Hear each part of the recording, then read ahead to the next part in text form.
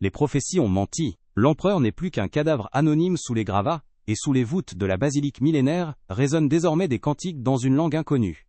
Vous avez survécu à la fin de votre civilisation, mais que se passe-t-il, le jour d'après? La survie n'est pas un acte de bravoure, c'est l'art patient et silencieux de se rendre invisible.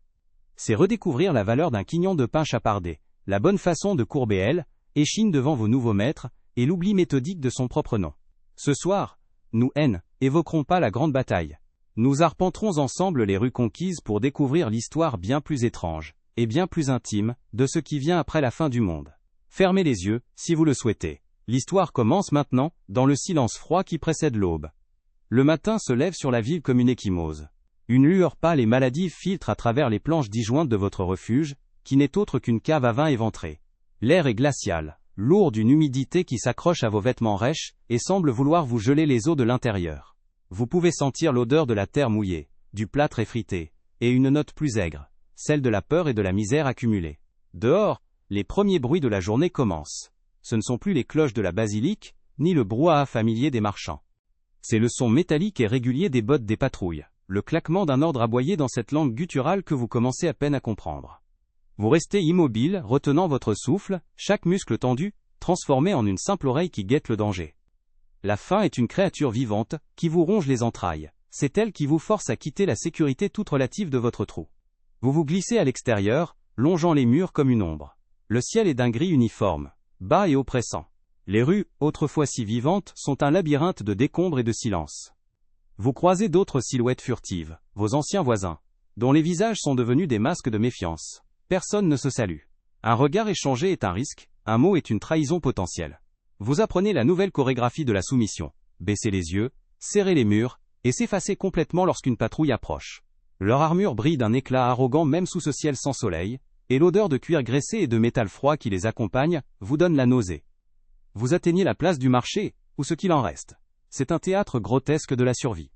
Là où s'étalaient autrefois des montagnes de fruits et des pièces de tissu chatoyantes, il n'y a plus que quelques étals branlants tenus par des vieillards aux mains tremblantes. Ils tentent échanger un vieux livre contre une pomme de terre, une boucle d'oreille en argent contre un morceau de pain noir. L'air est un mélange d'odeurs. Le parfum envoûtant d'une soupe qui cuit sur un brasero gardé par les soldats, et la puanteur des déchets qui s'accumulent dans les caniveaux. C'est une torture olfactive. Vous attendez, patient, invisible, jusqu'à ce que le fils du boulanger, distrait, laisse un quignon de pain tomber dans la boue. Vous le ramassez d'un geste si rapide, qu'il semble irréel. Ce pain dur, sale, est le plus grand trésor du monde. L'après-midi étire, interminable. Vous trouvez refuge dans une taverne dont le nom a été arraché. L'endroit est sombre, enfumé. Il sent la bière éventée, la sueur et le désespoir. Quelques hommes, des fantômes silencieux, sont assis seuls à des tables, fixant le fond de leur chope vide. Au comptoir, des soldats des troupes d'occupation rient fort, leur voix résonnant comme des coups de marteau dans le silence pesant. Vous vous asseyez dans un coin, le plus loin possible de la lumière, et vous grignotez votre pain, miette par miette, pour faire durer le plaisir. Chaque bouchée est une victoire. Vous écoutez les bribes de conversation, tentant de déceler une information, une rumeur, un espoir. Mais il n'y a que de la résignation, et le bruit des dés des soldats qui roulent sur le bois usé. La nuit tombe enfin, un linceul d'encre jeté sur la ville. Le froid devient plus mordant. Retourner à votre refuge est une autre épreuve. Les rues sont désormais le domaine des patrouilles, et de ceux qui n'ont plus rien à perdre. Une porte qui grince, une ombre qui bouge, tout est une menace. La lune, lorsqu'elle apparaît entre deux nuages, dessine des formes étranges et inquiétantes sur les façades en ruine. Vous entendez un cri, vite étouffé. Vous accélérez le pas, le cœur battant à tout rompre.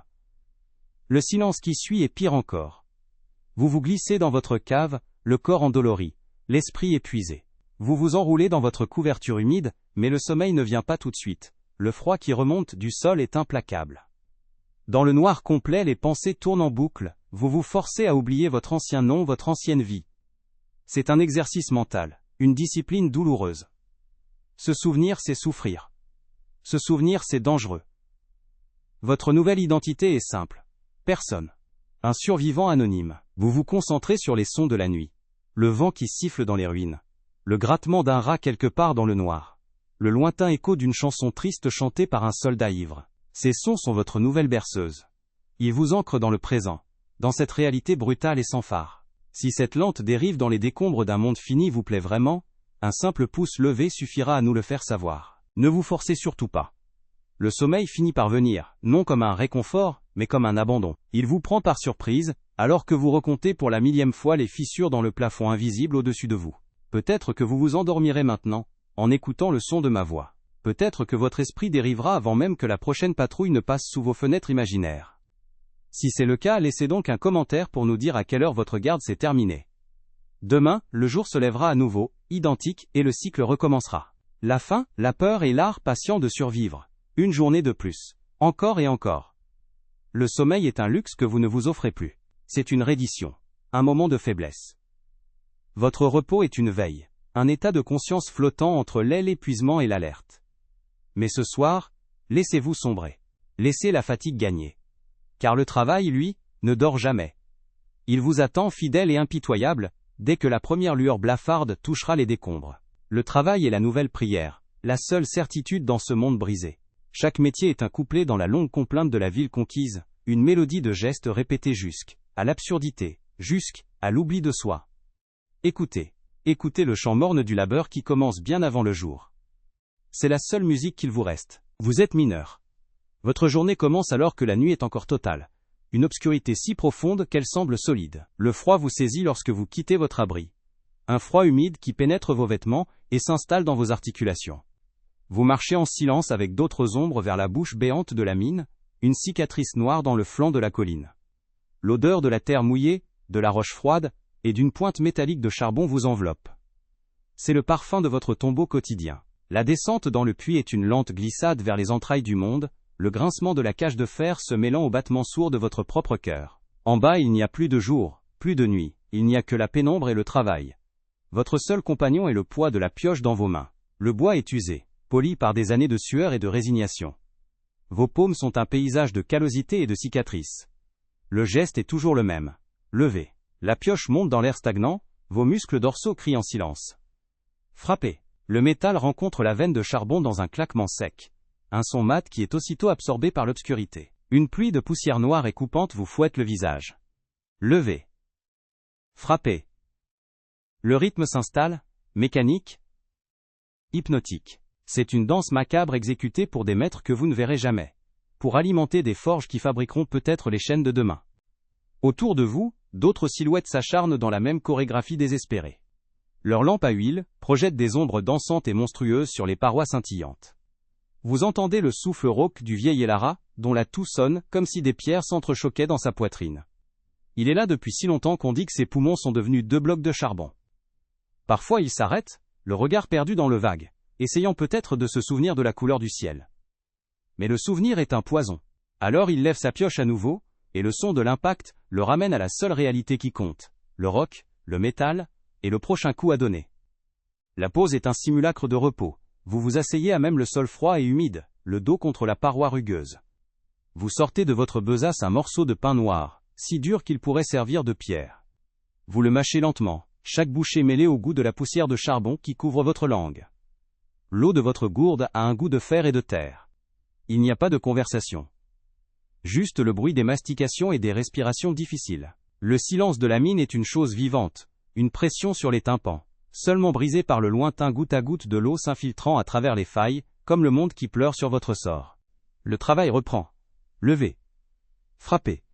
Votre esprit s'est vidé. Il n'y a plus de place pour les souvenirs, pour la colère, pour l'espoir. Il n'y a que le mouvement. Le choc dans vos épaules. La vibration qui remonte le long de vos bras. Vous êtes devenu une extension de l'outil. Vous êtes vous êtes un bras qui frappe. Un dos qui se courbe. C'est peut-être ça, la survie. Devenir si simple, si mécanique, que la douleur elle-même finit par devenir un bruit de fond, une simple information que votre corps enregistre, sans que votre conscience ne s'y attarde. La poussière s'accumule dans vos poumons, un paiement à long terme pour chaque jour de survie. Parfois, un bruit inhabituel brise la routine. Un craquement sinistre dans les étais de bois qui soutiennent la galerie. Tout le monde se fige. Les pioches restent suspendues en l'air. Chaque mineur devient une statue de suie et de peur, l'oreille tendue, guettant le prochain son. Est-ce la montagne qui se tasse? Ou est-ce le début de l'effondrement? La mort est une présence constante ici, une ombre tapie juste derrière la vôtre. Puis, le silence revient, plus lourd qu'avant. Un contremaître aboie un ordre dans la langue des conquérants. Et lentement, une à une, Les pioches se remettent en mouvement. Levez. Frappez. On ne meurt pas aujourd'hui. Pas maintenant. La remontée est une naissance inversée. Vous êtes extirpé des ténèbres, craché à la surface d'un monde gris et sans joie. La lumière du crépuscule, même faible et aqueuse, vous brûle les yeux habitués à l'obscurité. L'air frais semble étranger, presque agressif après des heures passées à respirer la poussière. Votre corps est une seule et même douleur. Chaque muscle est endolori, chaque jointure proteste. Vous êtes couvert d'une couche de suie noire qui vous donne l'apparence d'un démon fatigué. Vous ne vous lavez pas. À quoi bon? Demain l'obscurité vous réclamera à nouveau. Vous rentrez fantôme parmi les fantômes, pour un sommeil sans rêve, juste un effondrement de quelques heures avant de tout recommencer. Vous êtes fileuse. Votre univers est une grande salle, basse de plafond, où l'air est si épais de poussière de laine, qu'il semble possible de le découper au couteau. Des dizaines de femmes et de jeunes filles sont assises en rangées serrées devant leurs rouets, silhouettes grises dans la lumière blafarde, qui tombe des fenêtres sales. Le seul son est le ronronnement constant et hypnotique des roues qui tournent, une berceuse industrielle qui n'endort personne mais engourdit l'esprit. L'odeur est un mélange âcre de l'anoline, de sueur humaine et de la poussière qui irrite la gorge et fait pleurer les yeux. Vous êtes ici depuis l'aube, et vous y resterez jusqu'à ce que la lumière disparaisse complètement. Vos doigts connaissent le travail par cœur. Ils sont devenus des outils autonomes, agiles et insensibles. Tirer la laine cardée, sentir la bonne épaisseur. Tordre la fibre entre le pouce et l'index. Laissez le rouet l'enrouler sur la bobine. Tirer, tordre, enrouler. Le geste est infini. Si le fil est trop fin, il casse. Si le fil est trop épais, il est refusé. Votre attention est entièrement captive de ce ruban de laine qui naît de vos mains, une ligne de vie fragile, qui vous rapporte juste assez, pour ne pas mourir de faim. Vous ne levez jamais les yeux, regardez ailleurs, c'est risquer une erreur, et une erreur signifie un mot dur du contremaître, ou pire, une portion de soupe en moins. La petite Lyra assise à côté de vous, n'a pas plus de 10 ans, ses doigts sont minuscules et rouges, crevassés par le frottement constant de la laine. Parfois une goutte de sang perle, et vient tacher le fil blanc. Elle l'essuie vite, discrètement, les yeux brillants de larmes qu'elle refuse de laisser couler. Elle ne se plaint jamais. Personne ne se plaint. Se plaindre est un luxe. Le ronronnement des rouets couvre le bruit des estomacs vides et des poumons qui sifflent. Vous travaillez côte à côte, sans un mot, chacune enfermée dans sa propre bulle de concentration et de misère. Vous êtes une forêt de solitude qui produisent ensemble le fil des uniformes de vos geôliers. La pause de midi dure le temps qu'il faut, pour avaler une écuelle de bouillon clair, où flottent quelques feuilles de chou fatiguées. Vous mangez là, à votre place, pour ne pas perdre de temps. La chaleur du bol réchauffe un instant vos doigts gourds. Le goût est fade, mais c'est un goût. C'est quelque chose. Pendant ces quelques minutes, le ronronnement des rouets s'arrête, et le silence qui s'installe est presque assourdissant. On entend alors les toux, les raclements de gorge, le soupir d'une vieille femme qui masse son dos. Puis le signal est donné, et la symphonie mécanique reprend, implacable. Tirer, tordre, enrouler. La journée étire. Chaque heure identique à la précédente. Votre dos est une barre de fer douloureuse. Vos yeux piquent. Votre esprit flotte dans un brouillard cotonneux, aussi épais que la poussière qui vous entoure. Pour ne pas devenir folle, vous vous récitez mentalement des listes. Les noms des rues de votre quartier avant qu'elles ne soient rebaptisées. Les ingrédients d'un gâteau que votre mère préparait pour les fêtes. Ce sont des fragments d'un monde mort. Des fantômes de souvenirs qui perdent un peu plus de leur couleur à chaque répétition. Mais ils sont un refuge, un espace secret dans votre tête, où le bruit du rouet ne peut pas tout à fait pénétrer. Quand le soir tombe enfin et que le travail s'arrête, vous vous levez avec la lenteur d'une vieille femme. Vos membres sont raides, vos doigts refusent de se déplier. Vous sortez dans l'air froid de la nuit, et la première inspiration d'air pur est une agression, une brûlure dans vos poumons encrassés. Vous crachez une salive grise. Vous rentrez chez vous, le corps vidé, l'esprit anesthésié. Vous avez gagné une journée de plus. Une journée de plus à fabriquer le fil qui tisse la toile de votre propre prison. Demain, le rouet vous attendra. Tirer, tordre, enrouler. Encore et encore. Vous êtes boulanger. Votre réveil est une insulte au concept même de nuit. Les étoiles sont encore hautes et froides dans le ciel d'encre lorsque vous vous glissez hors de votre paillasse. Le froid de la ruelle vous mord le visage. Vous rejoignez le fournil, une caverne de briques où l'air est déjà tiède et sent la levure, la farine et la promesse du pain. C'est l'odeur la plus cruelle de toute la ville. C'est l'odeur de la vie et de la satiété, dans un monde où tout le monde a faim. Vous êtes le gardien de ce parfum, mais il ne vous appartient pas. Vous n'êtes qu'une machine de chair qui va transformer la farine en or pour les soldats. Le travail commence par le pétrissage. La pâte est une masse vivante, froide et collante au début. Vos mains s'y enfoncent, puis vos bras, puis tout le poids de votre corps. Poussez, pliez, tournez. Le rythme est lent, puissant, épuisant. La sueur perle sur votre front et tombe dans la pâte, y ajoutant votre propre sel. Vous pétrissez la colère, la fatigue, la peur. Vous pétrissez les souvenirs de pain que vous faisiez autrefois, des miches dorées et croustillantes pour les fêtes de quartier, des brioches sucrées pour les enfants. Aujourd'hui vous ne faites que ce pain sombre et dense, un pain de soldat, un pain de survie. Le maître boulanger, un homme dont le dos est aussi voûté que le four, supervise le travail en silence. Ses yeux ont vu l'empereur se régaler de ses créations. Aujourd'hui, il ne voit que les rations de farine distribuées par l'intendance de l'armée d'occupation. Il ne parle plus de ses anciennes recettes. Il ne parle presque plus du tout. Il se contente de tester la pâte d'un doigt expert, de juger de la chaleur du four d'un simple regard. Sa fierté a été cuite et recuite jusqu'à devenir une croûte dure et amère, tout comme le pain que vous produisez. Il vous a tout appris, et aujourd'hui il vous apprend surtout à vous taire et à obéir. Lorsque les fours sont chargés, la chaleur devient insoutenable. C'est une vague solide qui vous frappe au visage chaque fois que vous ouvrez la gueule de fonte. L'air sent maintenant le pain qui cuit, une odeur riche, presque capiteuse. C'est une torture. Votre estomac se contracte, gargouille de désir. Pour votre repas, vous aurez droit à un quignon de la veille, sec et rassis. Manger ce pain dur en respirant l'odeur du pain frais qui dort, est une forme de supplice psychologique que vos nouveaux maîtres n'ont même pas eu besoin d'inventer. C'est simplement une conséquence de votre nouvelle vie. Vous apprenez à dissocier l'odeur de la nourriture de l'acte de manger. Enfourner, défourner. La longue pelle de bois est une extension de vos bras. Vos avant-bras sont couverts de brûlures, des marques de zèle involontaires. Vous sortez les pains, des centaines de pains, tous identiques, tous destinés au ventre des conquérants. Ils s'alignent sur les étagères, dégageant une vapeur qui embue les fenêtres. À l'extérieur, les premières lueurs de l'aube apparaissent, et avec elles, les premières ombres affamées qui se rassemblent près du fournil, attirées par l'odeur comme des insectes par une lanterne. Elle ne mendie pas, elle regarde, simplement avec des yeux vides, qui vous accusent de complicité. Votre journée s'achève quand celle des autres commence. Vous sortez du fournil, épuisé, sentant la farine et la sueur, le corps endolori par l'effort. Le soleil est levé, la ville éveille à sa misère quotidienne. Vous avez nourri l'ennemi, vous avez permis à la machine de l'occupation de fonctionner un jour de plus. C'est le prix de votre survie. Vous rentrez vous coucher alors que le monde se lève, votre sommeil hanté par l'odeur d'un pain que vous ne mangerez jamais. Et demain, ou plutôt dans quelques heures, la nuit vous rappellera à votre devoir. Poussez, pliez, tournez, encore et toujours. Le travail n'est pas seulement une prière, c'est aussi un pari. Chaque jour vous misez votre intégrité physique contre une miche de pain ou une maigre pièce. Les dangers ne sont pas des abstractions, des histoires que l'on raconte le soir pour effrayer les enfants.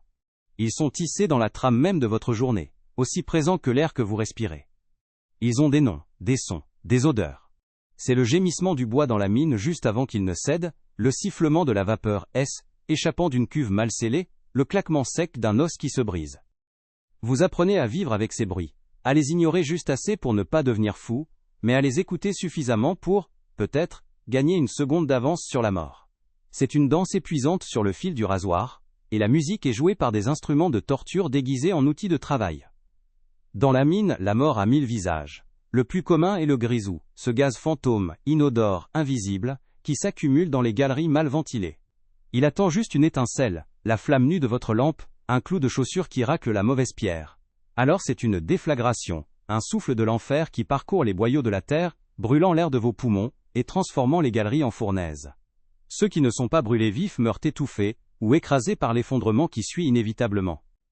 Vous avez vu des hommes remonter, la peau noire et pelée, les yeux cuits dans leurs orbites? L'autre mort est plus lente.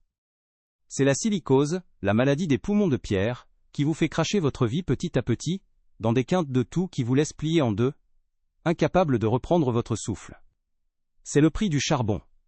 Pour la fileuse, le danger est plus intime, plus personnel. La machine n'est pas votre ami. Le rouet qui ronronne si doucement peut devenir un prédateur en une fraction de seconde. Un moment d'inattention, un cheveu qui se prend dans l'engrenage, un doigt qui glisse. La machine ne fait pas de distinction. Elle tire, elle broie. Vous avez vu la jeune Elina perdre 3 doigts de la main gauche. Il y a eu un cri, bref, et aigu, puis le bruit de l'os qui cède. Le contremaître s'est approché, non pas par pitié, mais par colère, car son rouet était souillé de sang, et la production de sa rangée interrompue. On a emmené Elina, et le lendemain, Une autre fille était assise à sa place. La machine, elle, avait été nettoyée et huilée. Sa valeur était bien supérieure. Au fournil, le feu est un dieu exigeant. Les brûlures sont si communes qu'elles ne sont même plus considérées comme des accidents, mais comme les marques de votre profession, une sorte de tatouage imposé. Votre avant-bras est une carte routière de cicatrices blanches et roses, souvenir de contact trop bref avec la gueule du four, ou une plaque de métal brûlante. Mais le vrai danger, l'absurdité suprême, c'est la poussière de farine elle-même. Si fine, si légère, elle s'accumule dans l'air, en suspension, jusqu'à ce que l'atmosphère devienne explosive. Une étincelle, une flamme, qui échappe, et le fournil tout entier peut se transformer en une bombe. Le pain, symbole de vie, peut vous tuer avant même d'être cuit. C'est une ironie dont le goût est encore plus amer que celui de la faim. Vous avez survécu à votre journée de travail. Vous avez déjoué les pièges du grisou, de la machine et du feu. Vous rentrez chez vous, victorieux et épuisé, avec la pièce qui vous permettra d'acheter votre repas. Mais le danger ne s'arrête pas à la porte de l'atelier. Il vous attend sur la table, déguisé en nourriture, le pain que vous achetez, par exemple. Il est d'une blancheur suspecte, d'un poids étonnant. C'est parce que le boulanger, pour économiser sa précieuse farine, y mélange de l'alun, de la craie, parfois même du plâtre. Vous mâchez votre pain, et vous sentez le grain sous la dent, non pas le grain du blé, mais celui de la pierre. Cela remplit l'estomac, certes, mais cela vous ronge les entrailles, provoquant des coliques et une lente intoxication. Le pain n'est plus la vie, c'est une brique que vous digérez à grand-peine. Le lait que vous achetez pour votre enfant est une autre fable. Il est vendu dans la rue, à la louche, tiré d'un seau cabossé. Mais le seau a d'abord été rempli à moitié d'eau de la rivière. Cette même rivière, où finissent les égouts. Pour lui redonner une couleur et une consistance acceptables, on y ajoute de la craie, de l'amidon, et les rumeurs les plus folles parlent de cervelle de veau ou de mouton écrasé pour simuler la crème. Vous donnez ce liquide blafard et tiède à votre enfant, en priant pour qu'il le nourrisse plus qu'il ne l'empoisonne. C'est un jeu de hasard quotidien, où le prix est la vie de ceux que vous aimez. Chaque gorgée est un acte de foi et de désespoir. La bière de la taverne, votre seul réconfort, est une potion de chimiste fou. Pour économiser le malt et le houblon, le tavernier la coupe à l'eau bien sûr. Mais il doit ensuite lui redonner du goût et de l'apparence. Pour l'amertume, une pincée d'aloès ou de gentiane. Pour la couleur, de la mélasse ou de la réglisse. Et pour recréer cette belle mousse qui prouve sa qualité, un peu de sulfate de fer ou de cuivre. Des poisons lents qui vous rongent le foie. Vous buvez cette concoction en sachant pertinemment qu'elle est frelatée, mais elle a l'avantage de vous étourdir, de faire taire pour un temps la faim et la peur. Vous n'achetez pas une boisson, vous achetez un court oubli, et le prix à long terme ne vous préoccupe plus. Et quand votre corps, usé par le travail et empoisonné par la nourriture, finit par céder, où allez-vous? Les médecins des conquérants ne sont pas pour vous. Vous vous tournez alors vers la vieille Anja, qui vit au fond d'une cour obscure. On dit qu'elle est guérisseuse. Son remède contre la fièvre? Une araignée vivante enfermée dans une coquille de noix, à porter autour du cou jusqu'à ce qu'elle meure. Pour une vilaine coupure, elle vous prépare un cataplasme à base de bouse de vache et de toile d'araignée, une mixture qui, paradoxalement, peut parfois marcher grâce à la pénicilline naturellement présente dans la moisissure, mais qui le plus souvent vous offre une gangrène spectaculaire. Pour calmer votre toux de mineur, elle vous vend une potion noire et sirupeuse. Elle est faite de racines de molène, de miel, et d'une bonne dose de laudanum, une teinture d'opium qui ne guérit rien, mais vous plonge dans une torpeur bien heureuse. Vous devenez dépendant de votre remède, mais au moins, vous ne toussez plus.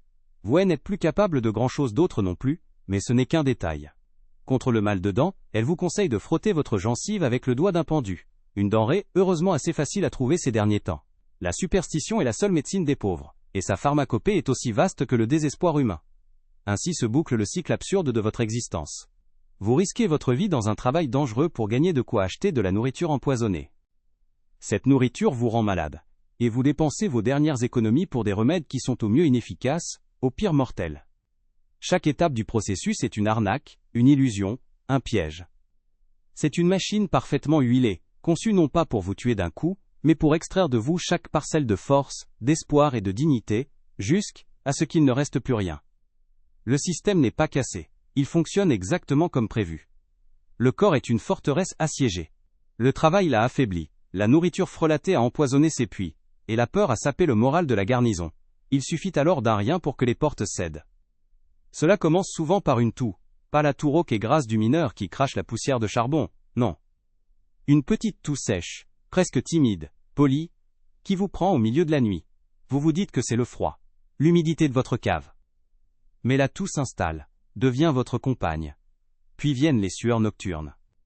Vous vous réveillez trempé, vos draps minces collés à votre peau, avec cette odeur particulière, une odeur de cire et de feuilles mortes, l'odeur de la phtisie.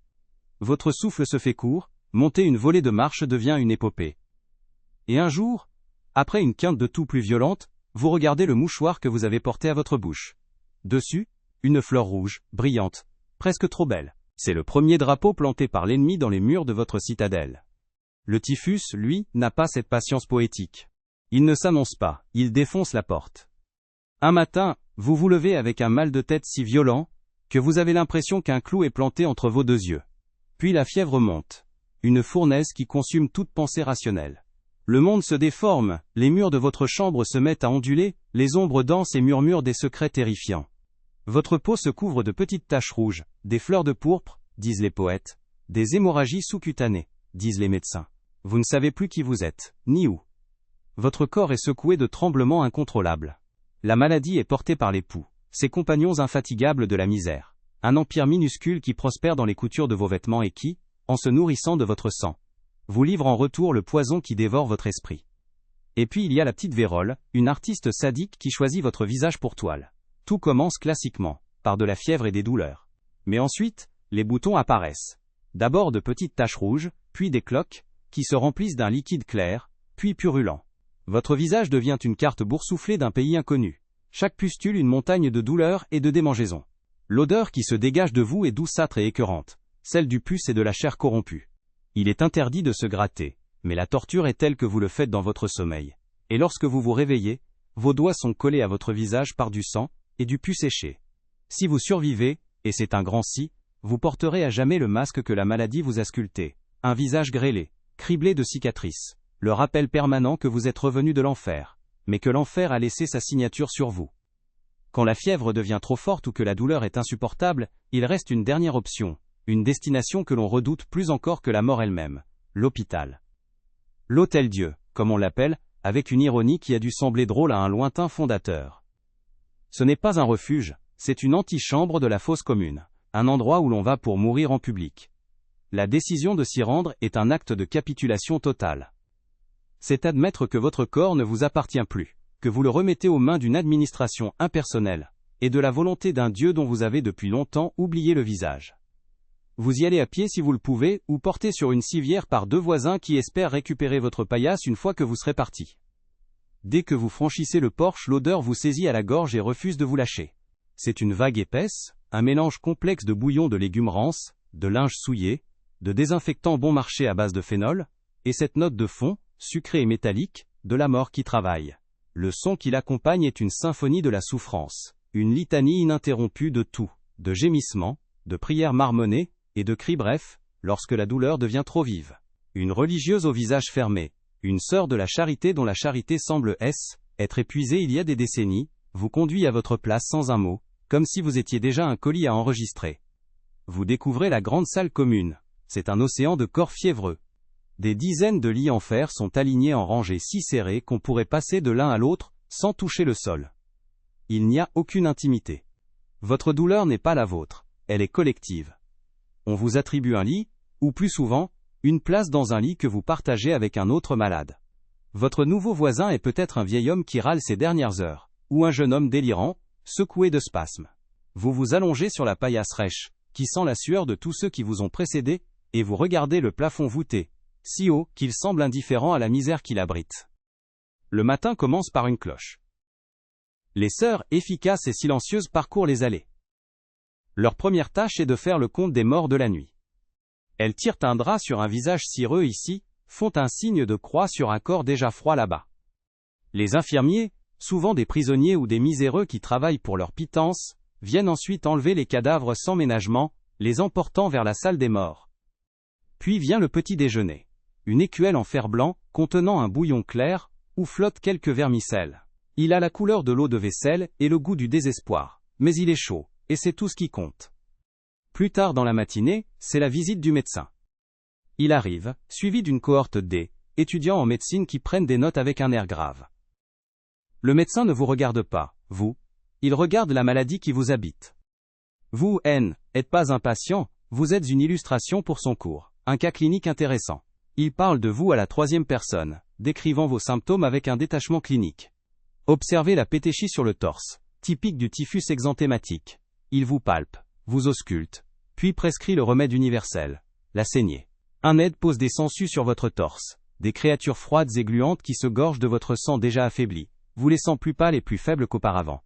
Le midi-s écoule dans une torpeur fiévreuse. La grande salle est baignée d'une lumière grise qui filtre à travers les fenêtres encrassées. La chaleur monte, et avec elle l'odeur.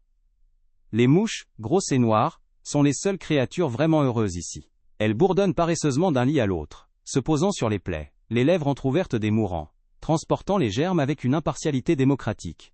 Les bruits de souffrance deviennent un fond sonore, une rumeur constante à laquelle votre oreille finit par s'habituer. Vous fermez les yeux et vous essayez de vous souvenir du bruit du vent dans les arbres, mais le seul son qui vous parvient est la toux caverneuse de l'homme dans le lit à côté. L'après-midi, de nouveaux malades arrivent, prenant la place de ceux qui sont partis pour la morgue. Le cycle se renouvelle. Parfois, un prêtre passe, administrant les derniers sacrements à ceux qui sont sur le point de franchir le pas. Sa voix qui récite les prières en latin, se mêle aux gémissements, créant une bande-son surréaliste pour ce théâtre de l'agonie. Vous le regardez passer, vous demandant si votre tour viendra bientôt. La peur a laissé place à une sorte de curiosité lasse. Mourir ici semble si banal, si bureaucratique. La nuit est le pire moment, l'obscurité ne fait qu'amplifier les sons, les fièvres montent, et avec elles, les délires. Un homme crie le nom de sa mère. Une femme chante une berceuse d'une voix brisée. Quelqu'un dans un coin, pleure doucement, sans s'arrêter. Les quelques chandelles que les sœurs laissent brûler, projettent des ombres gigantesques et dansantes sur les murs, transformant les malades en monstres grotesques. Le sommeil est impossible. Vous restez là, les yeux grands ouverts dans le noir, à écouter la ville mourir, un lit après l'autre. Si vous survivez à l'hôpital, c'est souvent pour en sortir plus faible qu'en y entrant. Mais beaucoup ne survivent pas. Pour eux, le voyage continue. On les emmène dans la salle des morts, une pièce froide au sol de pierre. Là, on les dépouille de leurs derniers biens, de leurs vêtements sales. On les enroule dans un simple linceul de toile grossière. Toute dignité est enlevée avec les vêtements. Ils ne sont plus qu'un nom dans un registre, et bientôt, même ce nom sera oublié. Pour ceux qui n'ont pas les moyens d'une sépulture, et ils sont la grande majorité, la destination finale est la fosse commune. Un grand trou creusé à la périphérie de la ville, dans un champ que personne ne veut. Les fossoyeurs, des hommes au visage durci par leur métier, y jettent les corps comme des sacs de grains, sans cérémonie. On recouvre ensuite la couche de cadavres d'une pelletée de chaux vive pour accélérer la décomposition et masquer l'odeur. Puis d'un peu de terre. Il n'y a pas de croix, pas de nom, pas de pierre. Votre existence, qui a été une lutte pour ne pas être invisible, s'achève dans l'anonymat le plus total, votre corps se mêlant à des dizaines d'autres dans une étreinte finale et démocratique. Mais la vie, ou ce qui en tient lieu, continue. La naissance, par exemple, est un autre pari mortel. La sage-femme du quartier est une femme robuste dont les mains sentent le romarin et le sang. Elle connaît les secrets des herbes et les vieilles prières, mais elle est impuissante face à la fièvre qui vient après les couches, cette infection qui transforme la promesse de vie en une sentence de mort pour la mère. Une femme sur 10, parfois plus, ne se relève pas de son lit d'accouchement. Elle donne la vie et perd la sienne, laissant derrière elle un nouveau-né qui a de fortes chances de la suivre de près dans la tombe, emporté par le lait frelaté ou une maladie infantile. Ainsi se referme le cercle. Vous travaillez jusqu'à l'épuisement, vous mangez une nourriture qui vous empoisonne, vous tombez malade. Vous avez alors le choix entre les remèdes de bonne femme, qui vous transforment en cobaye pour des superstitions ancestrales, et l'hôpital, qui vous offre une mort organisée et efficace. Que vous choisissiez la terre de la fosse commune ou les mains calleuses de la sage-femme, le résultat est souvent le même. Le système n'est pas cassé. Il fonctionne à la perfection, comme une machine bien huilée conçue pour gérer la misère jusqu'à son élimination finale, un par un, silencieusement. Et demain, le soleil se lèvera sur une place vide de plus dans la grande salle de l'Hôtel-Dieu. Une place qui attend déjà le suivant. Malgré la chute des empires et la mort des dieux, la société, ou ce qu'il en reste, s'accroche désespérément à ses règles. Mais ce ne sont plus les lois gravées dans le marbre de l'ancien Sénat. Ce sont des lois non écrites, chuchotées dans l'ombre, un code complexe de superstitions et de tabous nés de la peur. Vous apprenez vite. Ne jamais siffler la nuit, car cela attire les patrouilles, ou pire, les âmes des morts sans sépulture qui errent dans les ruines. Ne jamais ramasser une pièce de monnaie trouvée par terre si elle est côté pile, c'est la fortune du diable, et il viendra la réclamer. Vous voyez vos voisins cracher discrètement par-dessus leur épaule gauche lorsqu'ils croisent un soldat, un petit rituel pathétique pour détourner le mauvais œil de l'occupant. Ces croyances sont le nouveau ciment de votre communauté brisée, un ensemble de petites folies partagées, qui donnent l'illusion d'un certain contrôle sur un monde devenu fou. Le marché est le théâtre principal de cette comédie sociale. Ici les mots sont une denrée dangereuse. On ne parle pas, on murmure. On ne regarde pas les gens en face, on observe les reflets dans les flaques d'eau boueuse. Les informations les plus précieuses échangent sans un son, par un simple haussement de sourcils, une pression de la main sur une épaule. C'est ici que circulent les rumeurs, plus contagieuses que le typhus. Un chiffon de papier, gras et froissé, passé de main en main, prétend que les conquérants sont allergiques au pollen de l'if, et qu'en planter devant sa porte les éloigne. C'est absurde, mais le lendemain, des branches d'if apparaissent sur des dizaines de seuils. Une autre rumeur, née de la paranoïa collective, affirme que les nouveaux puits creusés par les soldats sont empoisonnés et que l'eau rend stérile. Personne ne sait ce qui est vrai, mais tout le monde y croit un peu, car douter est un luxe que vous ne pouvez plus vous permettre. Assister à un enterrement est devenu un acte de bravoure. Les grandes processions funéraires d'autrefois, avec leurs pleureuses professionnelles, et leurs chants qui montaient jusqu'au ciel, sont un souvenir interdit. Aujourd'hui, on enterre ses morts à la hâte, à la tombée de la nuit, dans des jardins ou des caves réaménagées. Le silence est le tabou suprême. Il ne faut pas pleurer trop fort, de peur d'attirer l'attention. Le rituel est réduit à sa plus simple expression. Mais les superstitions, elles, sont plus vivaces que jamais. Vous glissez une pièce de monnaie, non pas dans la bouche du défunt pour payer son passage, mais sur chacun de ses yeux, pour qu'il ne puisse pas voir la honte de sa ville depuis l'au-delà. On l'enterre avec une gousse d'ail et une pincée de sel, non pas contre les vampires mais contre le désespoir, pour empêcher son fantôme de revenir hanter ceux qui n'ont pas pu lui offrir des funérailles dignes. À l'opposé du spectre, il y a le mariage, cet acte de foi insensé. C'est une célébration clandestine, une petite bulle de normalité défiant la misère ambiante. La cérémonie se déroule dans une arrière-salle de taverne, éclairée par quelques chandelles volées. La robe de la mariée est une vieille chemise de nuit rapiécée, mais quelqu'un a réussi à y coudre quelques fleurs séchées. Le festin est une soupe de pommes de terre et un unique poulet efflanqué, partagé religieusement entre 20 personnes. Le vin est coupé à l'eau, mais il enivre quand même les cœurs. Le plus grand tabou, ici c'est le bruit du bonheur. On rit la main devant la bouche, on danse sans musique, sur la pointe des pieds, de peur que l'ou, écho de la joie, ne traverse les murs et n'attire le malheur. Chaque sourire échangé est une petite victoire, un acte de résistance silencieux contre la fin du monde. Parfois les conquérants organisent des festivités. Ce sont les pires jours, la présence est obligatoire. Ils installent d'immenses brassereaux sur la place de la basilique, et font rôtir des bœufs entiers, dont l'odeur de graisse grillée flotte sur la ville comme une insulte. La musique de leur fanfare est brutale, dissonante, elle vous agresse les oreilles et le cœur. Ils distribuent du pain blanc et du vin fort, mais personne n'ose vraiment en profiter. Vous êtes là, planté dans la foule, le visage figé dans un masque de neutralité. Vous devez avoir l'air soumis mais pas trop heureux, car la joie serait une trahison. Vous devez avoir l'air misérable, mais pas trop, car le désespoir est une forme de défiance. C'est un exercice d'équilibriste émotionnel épuisant, une performance grotesque, où vous êtes à la fois acteur et spectateur de votre propre humiliation. L'hygiène personnelle est un champ de bataille quotidien, truffé de tabous. L'eau est rare et souvent souillée, se laver est un luxe. Votre corps est un territoire que vous partagez avec une colonie de puces et de poux. Pourtant, une forme de pudeur subsiste. Il est mal vu de se gratter en public, même si la démangeaison vous rend fou. C'est un aveu de votre condition, une brèche dans l'armure de dignité que vous essayez de maintenir. Pour masquer les odeurs, les femmes se frottent les aisselles avec des feuilles de menthe ou de sauge. Avant une rencontre importante, comme une convocation au bureau de l'intendant, vous mâchez un clou de girofle pour masquer votre haleine. C'est l'absurdité de votre situation. Vous vivez dans la crasse, mais vous vous souciez encore des apparences, comme si un détail cosmétique pouvait faire oublier la saleté fondamentale de votre existence. Derrière les portes closes, la vie sociale continue, mais sous une forme atrophiée. Les familles se rassemblent le soir autour d'une unique bougie, et la principale activité est de se taire ensemble. Parler du passé est un tabou dangereux.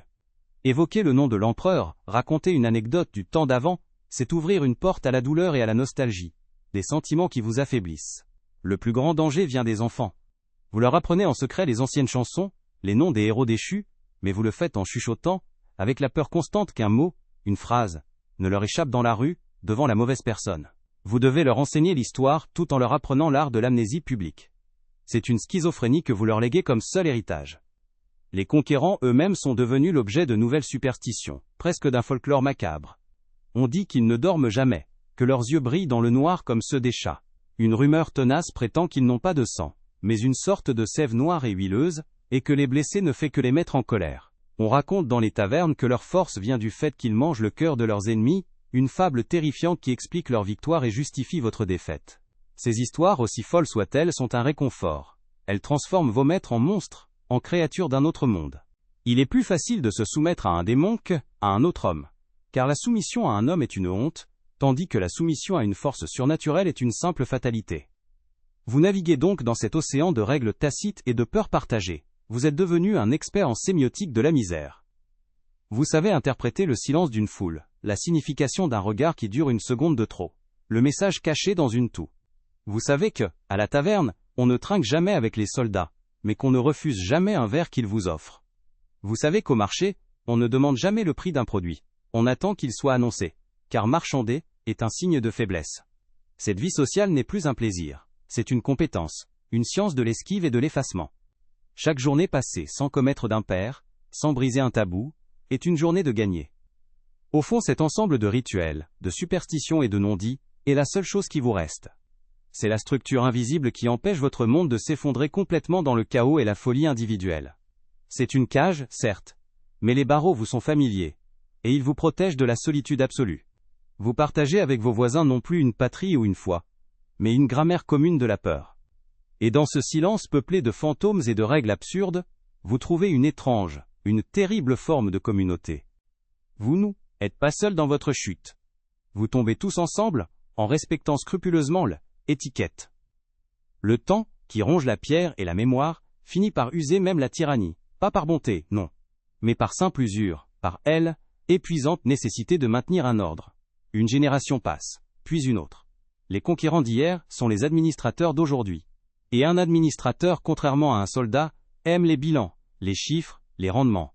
Il réalise, avec la lenteur d'une machine rouillée qui se remet en marche, qu'une population décimée par la faim, la maladie et les accidents de travail est une population qui ne produit rien.